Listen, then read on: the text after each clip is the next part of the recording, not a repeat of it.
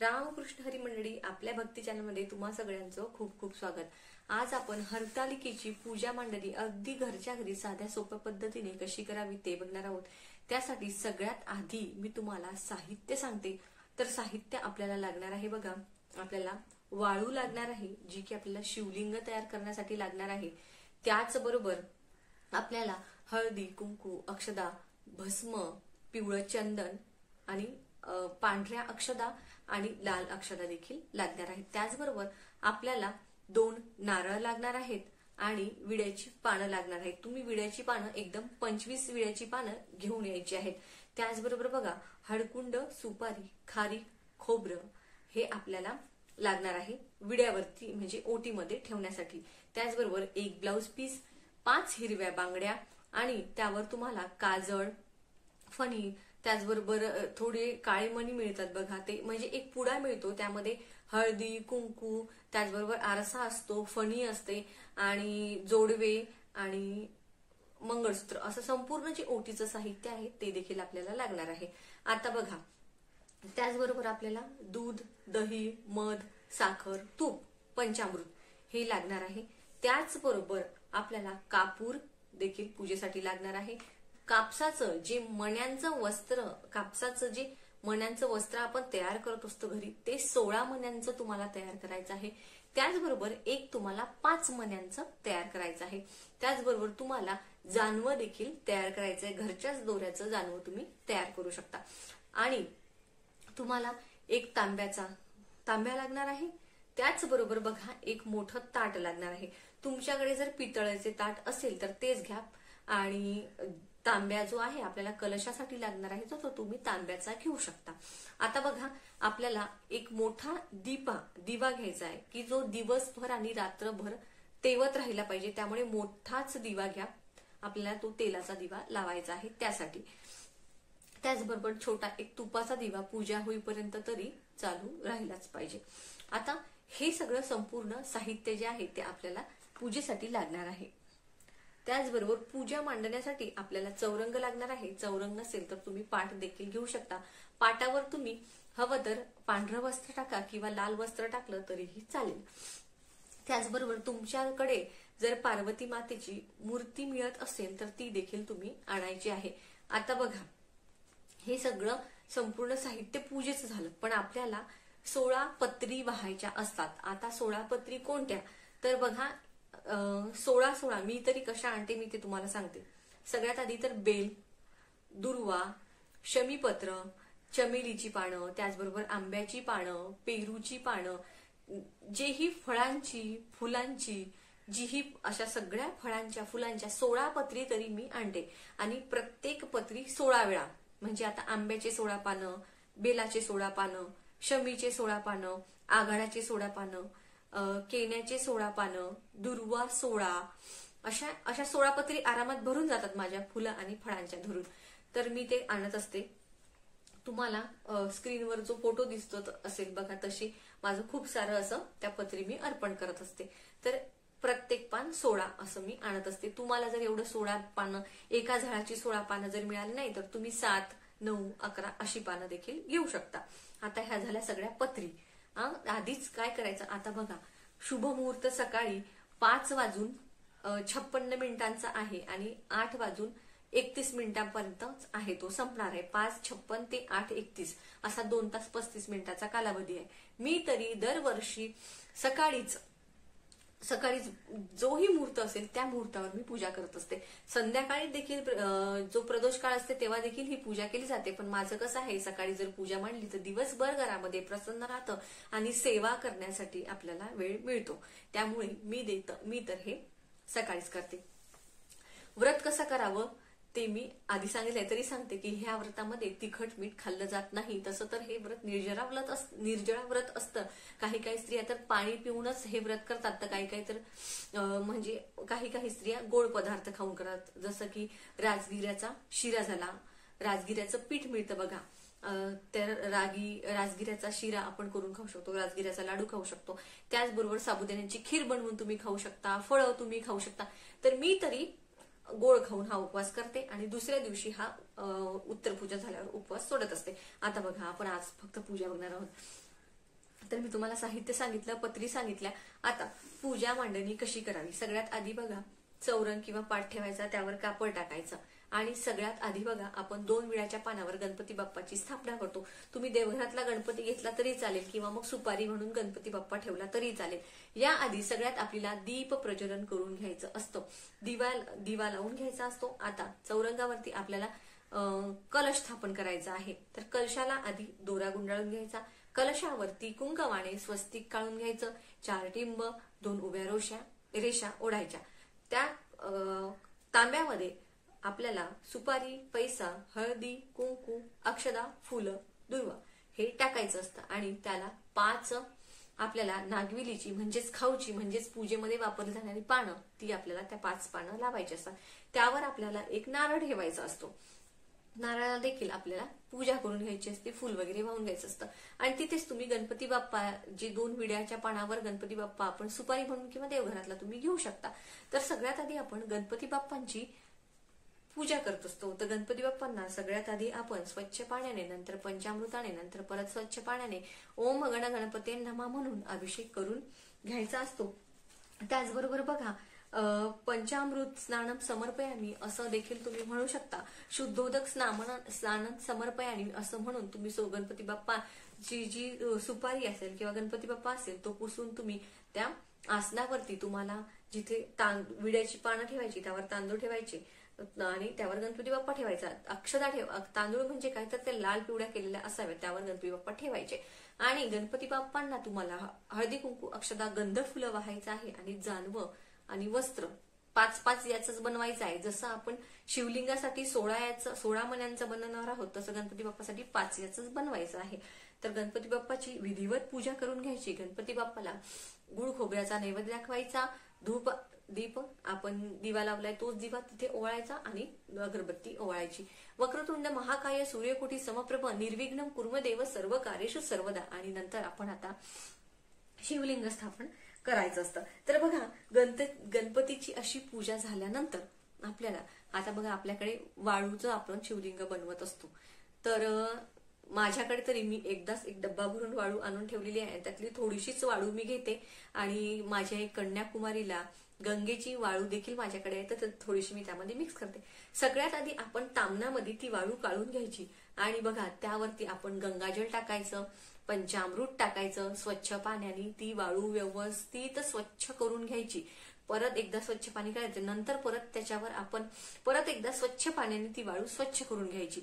आणि बघा आता जे आपण कलश स्थापना झालेली आहे, गणपती बाप्पाची पूजा झालेली आहे. कलश कधीही आपल्या डाव्या हाताला आणि देवाच्या उजव्या हाताला असतो, हे कायम लक्षात ठेवायचं. तर आता आपण त्या पाट असेल किंवा चौरंग असेल त्यावर जिथे आपण ताट ठेवलंय ताटाच्या खाली आपल्याला पांढऱ्या अक्षदा ठेवायच्या आहेत आणि त्यावर आपल्याला ताट ठेवायचं आहे. त्या ताटामध्ये आता आपल्याला शिवलिंग काढायचं आहे. आता बघा शिवलिंग जे आहे ते आपण वाळूने करणार आहोत, पण स्वच्छ आधी जी वाळू घेऊन आपण एका प्लेटमध्ये काढून घ्यायची आणि नंतर आता शिवलिंग तयार करताना नेहमी एक लक्षात ठेवा. आता सपोज हे शिवलिंग आहे तर हा जो आकार आहे हा तुम्ही नंतर करायचा, आधी आपण लिंग काढून घ्यायचं असतं. नेहमी लक्षात घ्या, आधी लिंग उभं करायचं आणि नंतरच मग आपण शिवपिंड तयार करायची. तर आता ही जी आपण याचं जे तोंड आहे, जी जलाधारी असते जिथून पाणी जातं ते उत्तरेकडेच असायला हवं. आता त्याच्याच बाजूला तुम्हाला एका साईडला असे 5 उंचवटे ठेवायचे. हे कशासाठी सांगते तर हे जे आहे हे वाळूचेच ठेवायचे असते 5 गोळे. तर हे साळुंक्या असतात. माता पार्वतीने पूजन केलं असतं तर तिच्या ह्या सखी आहेत की ज्या आपल्याला तिथे ठेवायच्या आहेत. बघा आता कसं होतं ना की कोणाकोणाकडे पार्वती म्हणजे ती नसती, हरतालिका आता पुण्यामध्ये ती मिळते त्यामुळे पूजेमध्ये तुम्हाला दिसत असेल माझ्या, पण तरी सुद्धा ह्या 5 साळुंक्या म्हणजे त्या तिच्या सख्या आहेत ज्या तिने सख्यांबरोबरच हे व्रत केलं होतं, त्यामुळे त्यांचं प्रतीक देखील आपल्याला इथे काढायचं आहे आणि त्यांना प्रत्येकीला आपल्याला हळदी कुंकू अक्षदा फुलं वाहायची असतात. आता ही अशी शिवलिंग आपण वाळूची तयार करून घ्यायची सगळ्यात आधी. आता बघा शिवलिंग तयार करून दिली, मातीची मूर्ती असते, त्याच्यामुळे आपल्याला त्याच्यावर अभिषेक करता येत नाही. त्यासाठीच मी तुम्हाला सांगितलं होतं आधीच आपण त्याच्यामध्ये पंचामृत, स्वच्छ पाणी, गंगाजल सगळं टाकून स्वच्छ ती वाळूच आपण स्वच्छ करून घ्यायची. आता शिवलिंग तयार केल्यानंतर आपल्याला त्या शिवलिंगावर सगळ्यात आधी फूल घ्यायचं आणि फुलाने थोडंसं स्वच्छ पाणी शिंपडायचं, पंचामृत थोडंसं शिंपडायचं आणि परत स्वच्छ पाणी शिंपडायचं. म्हणजे त्या शिवलिंगाचा तिथे आपल्याला अभिषेक आपला होऊन जाईल. कारण आपण जर असं पळीने टाकलं तर ते शिवलिंग जे वाळूचं आहे तर ते असं पसरून जाईल, ते स्प्रेड होईल. त्याच्यामुळे फुलांनी 2-2 थेंब आपल्याला, तसंच आपण त्या साळुंक्यांवर करायचं, म्हणजे सख्यांवर करायचं. तसंच आपल्याला जी आपली पार्वती मातेची मूर्ती असेल त्याच्यावर करायचं. नसेल तरी हरकत नाही, आपण त्या 5 सखी आणि 1 पार्वती, आपण तिथे 4 सखी आणि 1 पार्वती काढलेली असते. तर अशी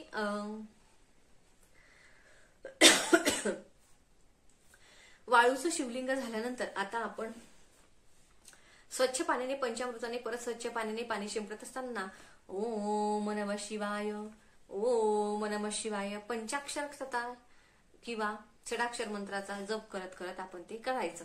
आता सगळ्यात आधी आपल्याला भस्म त्या शिवलिंगावरती अर्पण करायचं आहे. पिवळं चंदन देखील अर्पण करायचं आहे. आणि ज्या आपण सखी काढलेल्या आहेत, ज्या उंचवटे आपण केले होते, ते त्याच्यावरती देखील हळदी कुंकू आपल्याला अर्पण करायचं आहे. आता शिवलिंग जे वाळूचं तयार केलं त्याला आपण दोऱ्याचं जानवं घालायचं आहे आणि कापसाचं वस्त्र देखील घालायचं आहे.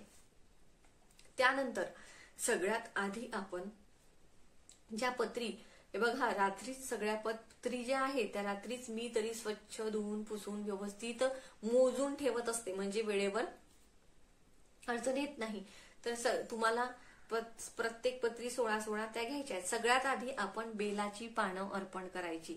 ओम नमः शिवाय, ओम नमः शिवाय असं म्हणत बेलाची पानं आपल्याला 1-1 पान अर्पण करत जायचं आहे.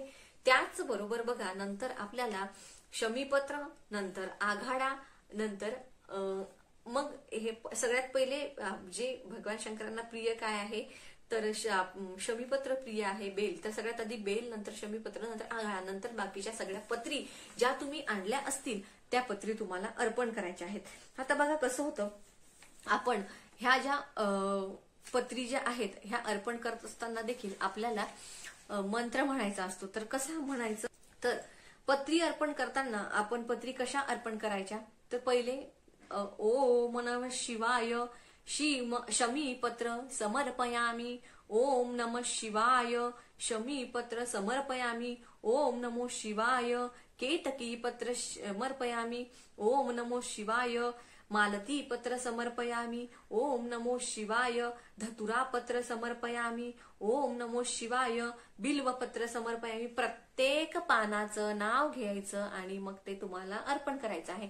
लक्षात आलं असेल, ओम नमः शिवाय शमीपत्र समर्पयामि, ओम नमः शिवाय बिल्वपत्र समर्पयामि, ओम नमः शिवाय केतकी पत्र समर्पयामि, ओम नमः शिवाय शमीपत्र समर्पयामि असं म्हणत तुम्हाला ते बेलन ते सगळ्या संपूर्ण पत्री अर्पण करायच्या आहेत.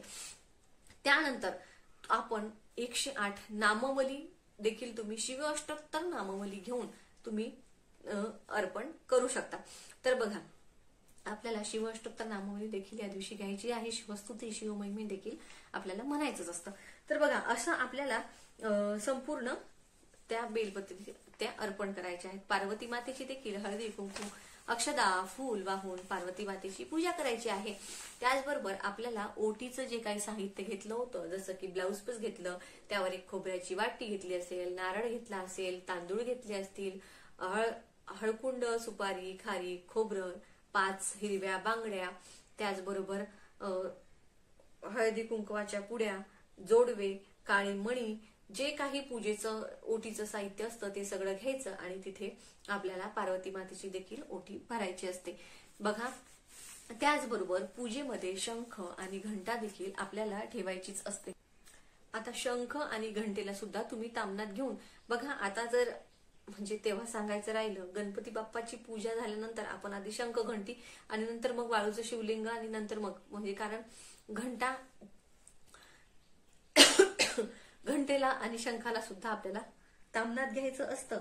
आणि ती घंटा आणि शंख, पहिले घंटा घ्यायची, नंतर शंख घ्यायचा. आणि त्या घंटा घेताना सुद्धा आपल्याला श्री घंटा देव्य नमः गंधपुष्पम समर्पयामी असं म्हणून घंटेला देखील आपल्याला पूजा करून ती देखील आपल्याला वाजवायची असते. आता शंखाचं देखील तसंच, शंख देवताभ्यो नमः म्हणून आपल्याला गंधपुष्पम अर्पम समर्पयामी असं म्हणून आपल्याला गंधपुष्प देखील घंटीला आणि शंखाला दोघांनाही व्हायचे असतात. तर आपल्याला शंख आणि घंटीची देखील पूजा यामध्ये करायची असते. बघा, सगळे बेलपत्र वाहून झाले, शंख घंटीची पूजा झाली, गणपती बाप्पाची पूजा झाली, पार्वती मातेची झाली, तिच्या सखींची झाली, कलश देखील आपण स्थापन केला.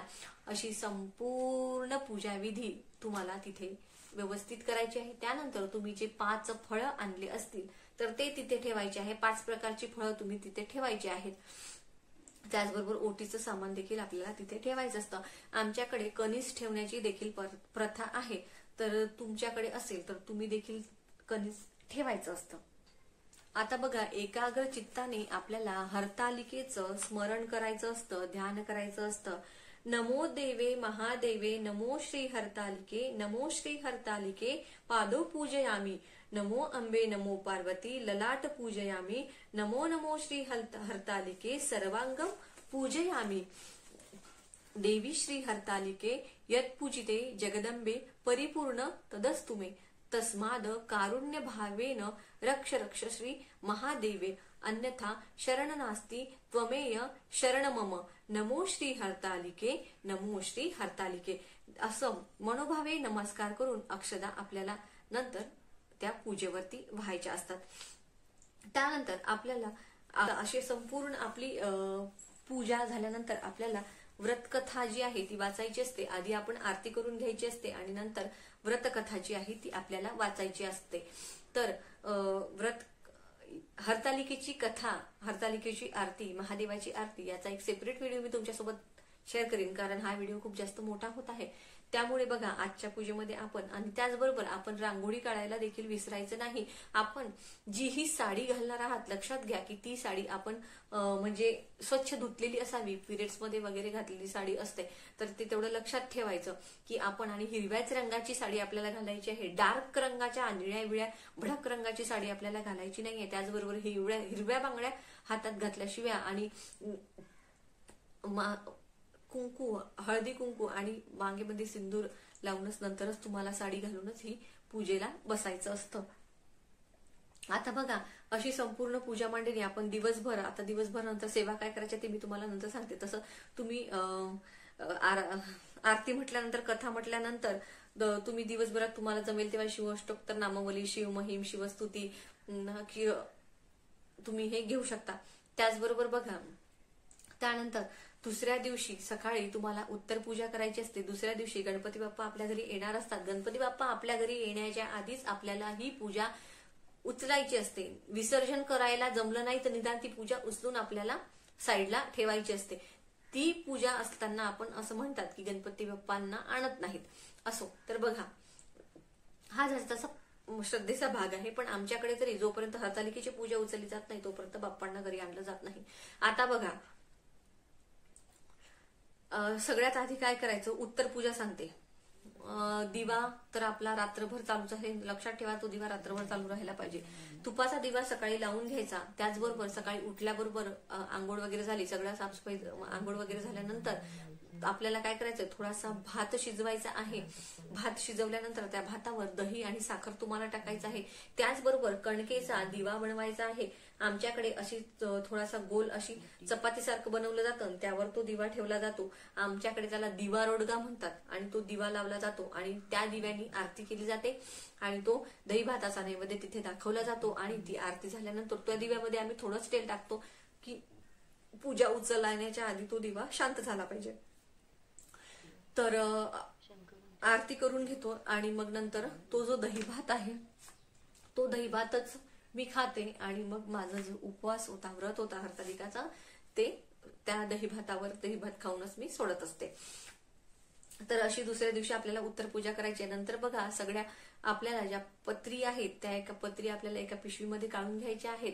त्याचबरोबर बघा, ते आपण शिवलिंग तयार केलं होतं, ते शिवलिंग जे आहे ते त्यामध्ये थोडंसं आपल्याला पाणी अर्पण करायचं असतं आणि नंतर ते त्या ताटामधल्या बिल्वपत्र काढल्यानंतर ते शिवलिंग राहतं, त्यावर मग तांब्याभर पाणी टाकायचं आणि नंतर मग तुम्हाला ते तुमच्या घराच्या, आता बघा नदी वगैरे खूप दूर असतात आपल्याला, तसं तर हे संपूर्ण पूजा ताटासहितच घेऊन जाऊन ती नदीत विसर्जन, किंवा मध्ये विहीर असेल, तळ असेल, तिथे जाऊन ते विसर्जन करायचे असते. पण आता आपल्याला असं दूर असतं तर पत्री सगळ्या पिशवीत काढून घ्यायच्या आणि जे ही वाळू वगैरे असेल ती तुम्ही तुमच्या घरात तुळशीचं रोप सोडून तुम्ही तुमच्या घराच्या कुंडींमध्ये ते वाळू तुम्ही टाकू शकता. काही काही महिला काय करतात, आता वाळू मिळणं शक्य होत नाही तर काही काही महिला तर असं करतात की तीच वाळू जी आहे ती स्वच्छ परत धुतात आणि परत ती वाळू वाळवतात आणि परत पुढच्या वर्षी तीच वाळू वापरतात.